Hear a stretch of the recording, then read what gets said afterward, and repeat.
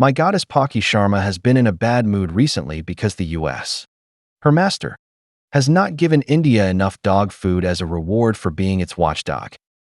Instead, the US has wielded the tariff stick against India. Trump even threatened Cook, telling him not to move production lines to India, or else face additional tariffs. Even worse, the US has instigated its watchdogs to bite India. Yes, Palki angrily criticized NATO Secretary General Rutte in the news, saying he threatened India, China, and Brazil, warning that they would face serious consequences if they continued to buy Russian energy. My goddess pointed out that NATO is a hypocritical villain, encouraging Ukraine to confront Russia while refusing to fulfill its security obligations. Europe itself has purchased large amounts of Russian oil and gas resources, but still blames India. Indeed, Palki's assessment of NATO and the EU is spot on. They are merely watchdogs raised by the US, just like India. Trying to reason with them is useless. They will only bark at you more frantically. But when you pick up a stick, they quiet down immediately. From what I know about Rutte, he is as docile as a corgi in front of Trump, calling him daddy, such a little darling. But when facing India, Brazil, and China, he feels emboldened by his master's support and barks arrogantly without stopping. However, China is not even afraid of the US. So why would it fear the US's dogs? NATO's biggest backer is none other than the US. China and the US have entered a state of full competition. So does China care about NATO's opinions? Wang Yi clearly stated in Europe that China cannot bear the consequences of a Russian defeat. To be honest, I am not a fan of Russians. But Europe wants China to help isolate Russia while imposing tariffs on China and joining the US in imposing technology sanctions on China. China has tried to resolve issues through diplomatic negotiations. But von der Leyen, just like Rutte, barks incessantly because she has the US master backing her. China had no choice but to impose trade countermeasures against the EU and sanction the US and Western countries with rare earths. Suddenly, Europe realized it was just a pet dog, and the stick hurt a lot when it landed on them. They suddenly became polite and willing to negotiate. I think China, Russia, India, Brazil, and South Africa could have confronted the US and Western countries through the BRICS organization.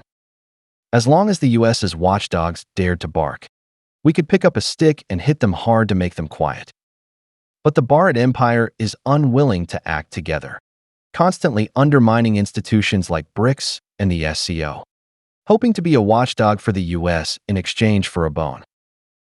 If I remember correctly, not long ago, Palki was still boasting about the wonderful relationship between Europe and India, praising von der Leyen's visit as a symbol of their democratic alliance values. She also repeatedly hyped up the heartwarming friendship between Modi and Trump. When the US attacked China, she kept cheering, believing India had a chance to replace China. And what happened? China, like the US, holds a stick. When the US hits China, China hits back. Trump recently banned NVIDIA from selling AI chips to China.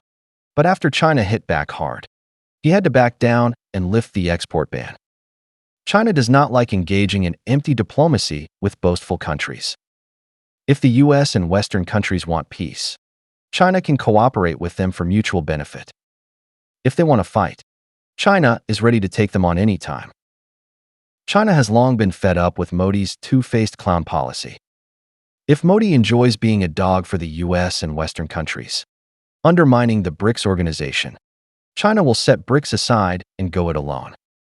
Neither Chinese nor Russian leaders attended the BRICS summit in Brazil, but China's foreign minister responded to Europe with tough words, stating that China supports Russia.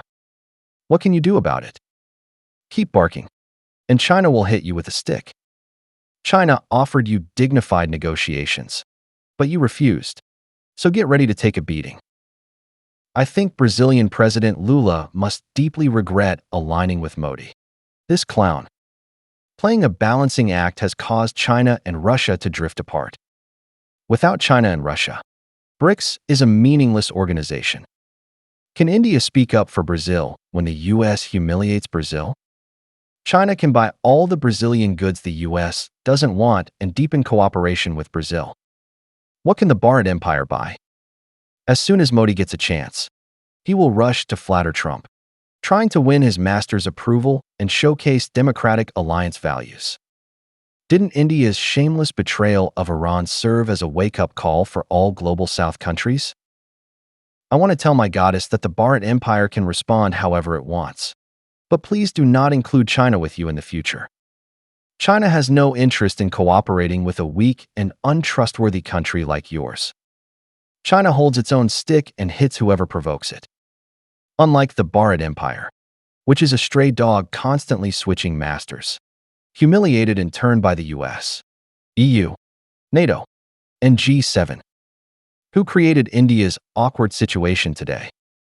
Isn't it Modi? This clown. And you Godi media? What can you do when Ruta threatens you? If the US and Europe truly sanction India, you will collapse quickly. Tell me, which country in the world will help you? What friends do you have left? Will China help you? Dream on. China will kick you while you're down and hand an even bigger stick to Western countries to let them beat the boastful Bharat Empire hard.